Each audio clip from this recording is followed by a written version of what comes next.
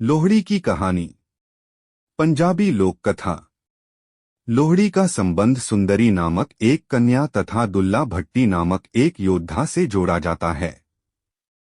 इस संबंध में प्रचलित ऐतिहासिक कथा के अनुसार गंजीबार क्षेत्र में एक ब्राह्मण रहता था जिसकी सुंदरी नामक एक कन्या थी जो अपने नाम की भांति बहुत सुंदर थी। वह इतनी रूपवान थी कि उसके रूप, यौवन व सौंदर्य की चर्चा गली-गली में होने लगी थी। धीरे धीरे उसकी सुंदरता के चर्चे उड़ते उड़ते गंजीबार के राजा तक पहुँचे। राजा उसकी सुंदरता का बखान सुनकर सुंदरी पर मोहित हो गया और उसने सुंदरी को अपने हरम की शोभा बनाने का निश्चय किया।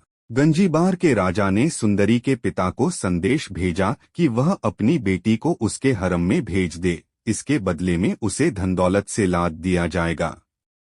उसने उस ब्राह्मण को अपनी बेटी को उसके हरम में भेजने के लिए अनेक तरह के प्रलोभन दिए। राजा का संदेश मिलने पर बेचारा ब्राह्मण घबरा गया। वह अपनी लाडली बेटी को उसके हरम में नहीं भेजना चाहता था। जब उसे कुछ नहीं सूझा तो उसे जंगल में रहने वाले राजपूत योद्धा दुल्ला भट्टी का ख्याल आया, जो एक कुख्यात डाकू बन चुका था, लेकिन गरीबों व शोषितों की मदद करने के कारण लोगों के दिलों में उसके प्रति अपार श्रद्धा थी। ब्राह्मण उसी रात दुल्ला भट्टी के पास पहुंचा और उसे विस्तार से सारी बात बताई।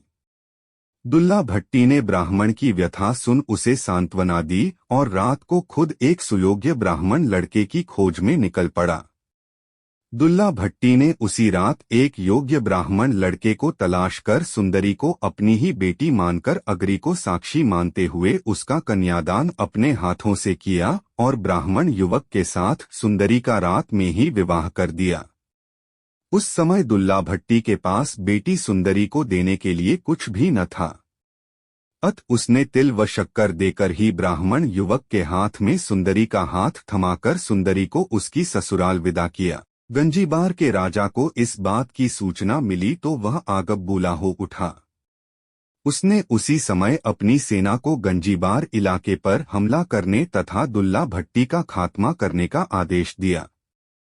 राजा का आदेश मिलते ही सेना दुल्ला भट्टी के ठिकाने की ओर बढ़ी, लेकिन दुल्ला भट्टी और उसके साथियों ने अपनी पूरी ताकत लगाकर राजा की सेना को बुरी तरह धूल चटा दी।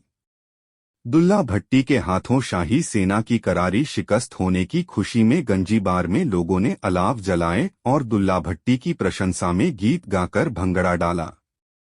कहा जाता है कि तभी से लोहड़ी के अवसर पर गाए जाने वाले गीतों में सुंदरी और दुल्ला भट्टी को विशेष तौर पर याद किया जाने लगा। सुंदर मुंदरिये हो तेरा कौन विचारा हो, दुल्ला भट्टी वाला हो दुल्लेधी ब्याही हो, शेर शक्कर पाई हो कुड़ी दे मामे आए हो, मामे चूरी कुट्टी हो जमींदारा लुट्टी हो, कुड़ी दा लाल दुपट्टा हो दुल्लेधी ब्याही हो, दुल्ला भट्टी वाला हो दुल्ला भट्टी वाला हो। लोहड़ी के मौके पर यह गीत आज भी जब वातावरण में गूंजता है तो दुल्ला भट्टी के प्रति लोगों की अपार श्रद्धा का आभास स्वतः ही हो जाता है। ऐसी ही और अधिक जानकारी लेने के लिए चैनल को सब्सक्राइब जरूर करें।